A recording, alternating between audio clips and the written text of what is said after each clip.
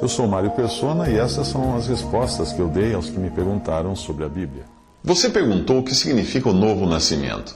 Esse é um assunto bastante confuso até para muitos cristãos que misturam as coisas. Acham que o novo nascimento é ser batizado, que o novo nascimento é você se converter, ou o novo nascimento é você receber o Espírito Santo, ou alguma coisa assim. Na realidade, a passagem de João capítulo 3... vou parafrasear aqui. Jesus respondendo disse a ele, a Nicodemos: verdadeiramente, verdadeiramente eu te digo, se alguém não nascer de cima, não poderá ver o reino de Deus. Então o nascer de novo, da maioria das traduções em português, é na verdade, literalmente no grego, nascer do alto, ou seja, nascer de Deus. Não é apenas um novo nascimento, mas nascer de Deus. As pessoas às vezes falam assim: escapei num acidente, ou nasci de novo. Não tem nada a ver com o novo nascimento, ou com o nascer do alto, que o Senhor Jesus explicou para Nicodemos. Portanto, é um nascimento espiritual, que é o que o Senhor explicou depois para Nicodemos. Mais tarde ele diz assim: o que é nascido da carne é carne, o que é nascido do espírito é espírito. No versículo 6 de João 3. Veja que é nascido do Espírito, mas aí Espírito é com maiúscula. Ou seja, é um nascimento espiritual do alto, de iniciativa de Deus, vindo de Deus, por obra do Espírito Santo. Não é nenhuma coisa do próprio homem. Não é um homem que fala: eu quero nascer de novo, eu vou nascer de novo, a partir desse momento eu vou nascer de novo. Você não vai nascer de novo, porque quando você nasceu, você decidiu nascer? Não, outros tomaram a decisão por você. Veja que o versículo 8 fala de vento. Vento, o que é vento? O vento é uma coisa que independe de nós. Ele sopra, você não sabe de onde ele vem e para onde vai. Assim é o que é nascido do Espírito. E o diálogo entre o Senhor Jesus e Nicodemos continua para mostrar que o Senhor está falando de coisas espirituais, porém Nicodemos está entendendo errado. Está entendendo que ele está falando de coisas terrenas, ou seja, de nascimento natural. O nascimento espiritual, ou do alto, é mostrado também como um nascer da água e do Espírito. E aí entra um outro equívoco de muitos cristãos, porque eles acham que essa água é água material. E aí, pensando em água material, o que eles fazem? Transformam essa água em água de batismo, o que é um equívoco muito grande. Não é o batismo cristão, esse nascer da água. Não. Para nós entendermos de que água o Senhor está falando, nós vamos ter que recorrer a Efésios 5, 26, uma passagem que diz que purificando-a com a lavagem da água pela palavra. Aí água, então, refere-se a quê? Palavra, a palavra de Deus. E o que a palavra de Deus nos faz em nós? Purifica. Purifica. Então esse nascimento é o nascimento da palavra de Deus, gerado pela palavra de Deus e pelo Espírito Santo. Eu entendo que o novo nascimento, ou o nascimento do alto, seja o recebimento de uma vida de Deus, de vida de Deus, Deus dá vida, naquele processo que vai culminar com a pessoa se convertendo realmente, recebendo o Espírito Santo e etc. Existe uma imagem muito bonita disso no casamento de Caná, que é o capítulo de João também, que fala justamente que é o primeiro milagre de Jesus. O milagre que ele transformou água em vinho. O que tem no casamento de Caná? Quando o vinho termina, acaba o vinho na festa, né? Eles estavam em festa, estavam tomando vinho, comendo, bebendo. Acabou o vinho. Aí o Senhor manda os servos, e lembre-se que o servo na Bíblia, ele é sempre uma figura do Espírito Santo.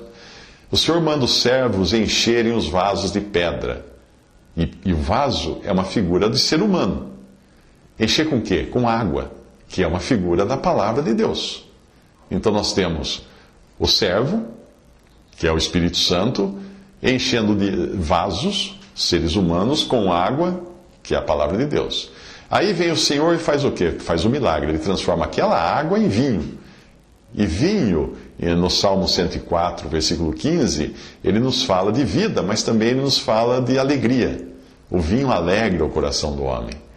Em suma, a obra do Espírito Santo é fazer alguém ser preenchido pela palavra de Deus, para que essa pessoa receba a vida de Deus. E para que receber vida de Deus? Ora, porque estando nós ainda mortos em nossas ofensas, nos vivificou juntamente com Cristo, fala em Efésios capítulo 2.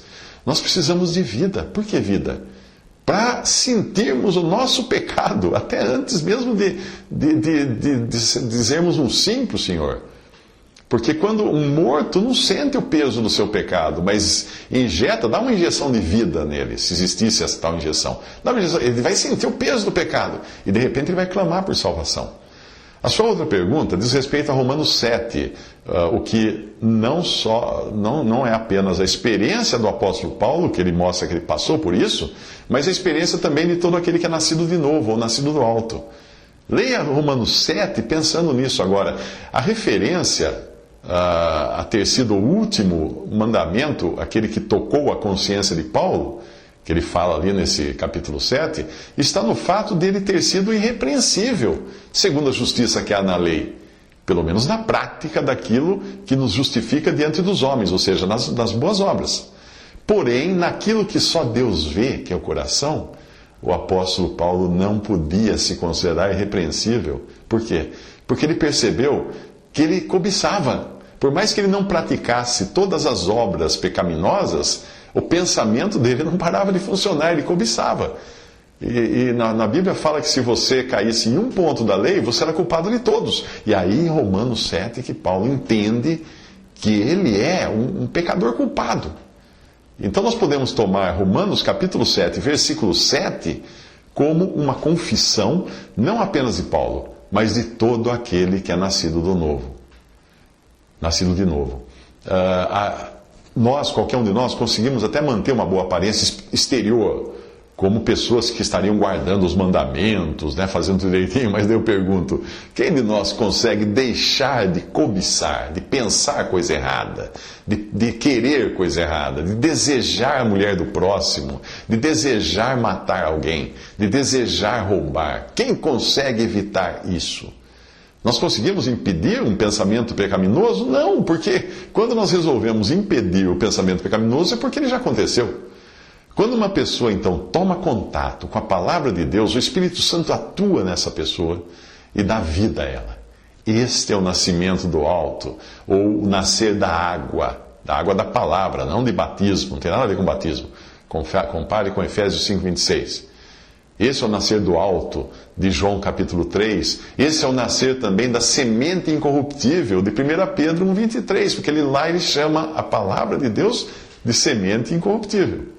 Um homem nascido de novo, então nascido do alto, embora ele esteja salvo, ele ainda não está completamente liberto. Ele está em processo, vamos chamar assim, de libertação. E é aí que lhe vem a consciência de pecado e da sua incapacidade de cumprir a lei de Deus. E aí ele descobre que dentro dele tem uma nova criatura que é incompatível com a sua carne ou com o seu velho homem. A libertação completa vai ocorrer em Romanos capítulo 7, versículo 24, quando Paulo ali reconhece que carrega consigo um corpo de morte, um cadáver, e que ele precisa de alguém para livrá-lo desse cadáver. E a descoberta de quem é, aí então completando-se a sua salvação e libertação, você vê no versículo 25, que ele compreende depois tudo isso no capítulo 8 de Romanos. E curiosamente, o capítulo 8 de Romanos é o capítulo na Bíblia que mais vezes fala do Espírito Santo. Desventurado homem que sou, quem me livrará do corpo desta morte? Graças a Deus por Jesus Cristo. Portanto, aquele que está em Cristo Jesus, nenhuma condenação há para aquele que está em Cristo Jesus. Esses dois capítulos são maravilhosos e eles mostram o efeito que o Novo Testamento, que o novo nascimento, melhor dizendo, a nova vida agora tem numa alma, despertando-a para a sua condição pecaminosa e para que busque, então, a completa libertação em Cristo Jesus.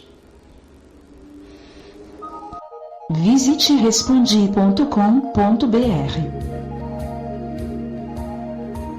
Visite 3minutos.net.